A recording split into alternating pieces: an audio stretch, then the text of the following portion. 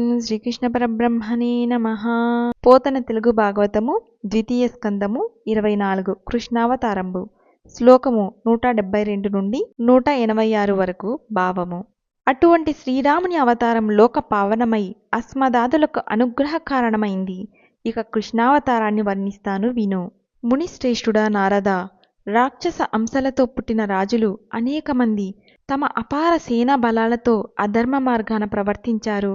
భూదేవికి పెక్కు బాధలు కలిగించారు. ఆమె దుఃఖిస్తూ విష్ణుమూర్తికి మొరపెట్టుకుంది. పరాత్పరుడైన శ్రీహరి మదోన్మత్తులైన దానవులను సంహరించి భూభారాన్ని తొలగించాలనుకున్నాడు.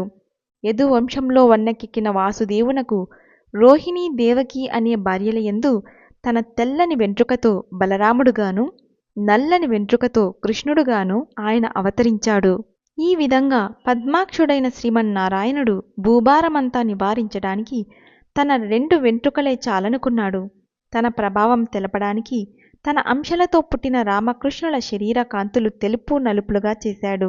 ధవలము నీలము అయిన 2 వెంట్రుకల నెపంతో రాముడు కృష్ణుడు అను పేర్లతో అవతరించాడు.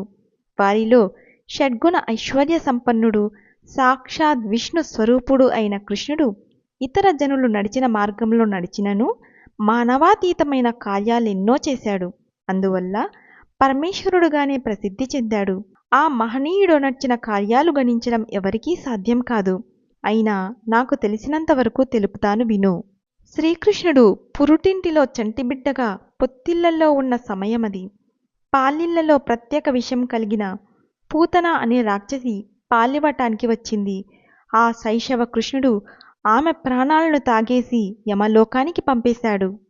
భక్తలోక రక్షకుడైన శ్రీకృష్ణుడు 3 నెలల పిల్లవాడుగా ఉన్నాడు. శకటు రూపంలో ఒక రాక్షసుడు అతన్ని పరిమార్చడానికి వచ్చాడు. అది గమనించిన బాలకృష్ణుడు తన కాలి తన్నుతో ఆ దానవుణ్ణి దండధరుని వద్దకు సాగనంపాడు. కృష్ణుడు అల్లరి చేస్తున్నాడని గోపికలు యశోద వద్ద గోలపెట్టారు. యశోద అతన్ని త్రాటితో రోటికి కట్టివేసింది. అతడు ఆ రోటిని ఈడ్చుకుంటూ వెళ్ళి ఆకాశాన్ని అంటే జంట మద్దులను నేలగూల్చాడు. అప్పుడు అక్కడి జనమంతా కృష్ణుణ్ణి కీర్తించారు. యోగివరేణ్యుడా నారదా, ఇలాంటి పరమాద్భుతాలు ఎన్నో బాల్యంలోనే చేసిన కృష్ణుడు యశోద కొడుకని నేను నమ్మలేకుండా ఉన్నానయ్యా. ఒకనాడు అతడు తల్లికి సకల చరాచర జీవులు, అడవులు, నదీనదాలు, పర్వతాలు, సముద్రాలు సమస్తంతో కూడిన వివిధ జగజ్జాలాలని అపూర్వంగా తన నోట చూపాడు. అది చూసి ఆ తల్లి అమితాశ్చర్యంతో చకితురాలయింది. కాళీయుడనే సర్పరాజు యమునా నది మడుగులో నివసించేవాడు. అతని కోరలలో భయంకరమైన విషం ఉండేది. అతడు క్రక్కిన ఆ గరళం కలిసిన నీళ్లు త్రాగి ప్రజలు ప్రాణాలు కోల్పోయేవారు. ఇలా ఉండగా యాదవశ్రేష్ఠుడైన కృష్ణుడు కాళీయుణ్ణి ఆ మడుగు నుండి విడలగొట్టి గోవులను గోపాలులను కాపాడాడు. కుమారా, గోపకులందరూ ఒకనాటి రాత్రి నిద్రిస్తున్నారు. ఇంతలో అమాంతంగా కార్చిచ్చు వాళ్లను చుట్టుముట్టింది. కృష్ణా, మంటల్లో చిక్కుకున్నాము, మమ్మల్ని కాపాడు కాపాడు అంటూ వాళ్ళందరూ తన్ను వేడుకొన్నారు. అప్పుడు పద్మాక్షుడు, మీరంతా కళ్ళు మూసుకోండి, ఇదిగో క్షణంలో నేను ఆ దావానలాన్ని ఆర్పివేస్తాను అన్నాడు. వారలా చేశారు. కృష్ణుడు అలవోకగా కార్చిచ్చును కబలించి వేశాడు.